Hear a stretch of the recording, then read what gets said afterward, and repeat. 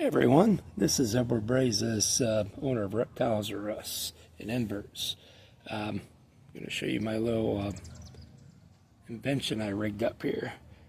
Today at the Reptile Show, I had a gentleman up by the Youngstown one. He had a black widow. Well, she had some egg sacs, and apparently the baby's hatched. I don't know why they would wait this long, because there are 3 egg sacs in there now. And if we look real close, you can see all the babies. It's hard to tell, but they're all up along the side. There's at least a good 7,500 in there. So anyways, what happened was there was a whole bunch of holes all along the sides. What he used was a piece of pantyhose. Looked like a do-rag thing. He slid over it to make like a sleeve so they couldn't escape out of here when they hitched out. He's had this for probably at least a couple weeks to a month, I'd say. So nobody wanted them, and that took me to do a little experiment on this. There's no way I could pop the lid, try to transfer them into separate containers. It's impossible. Not that many. These are way too active.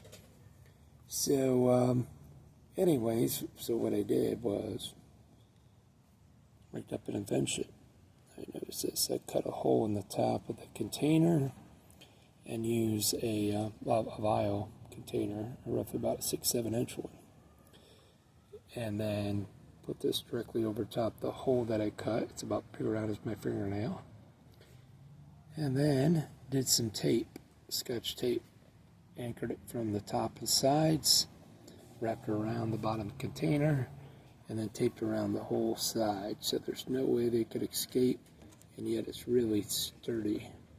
And at least I can get a majority of them to go in there. Once I can get them in there, then I can start separating them, even if they do cannibalize each other. But the mother's inside here, so I would rather protect her if I can. She's actually right down in there.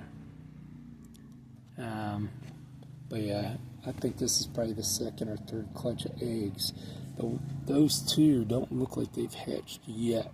They could have.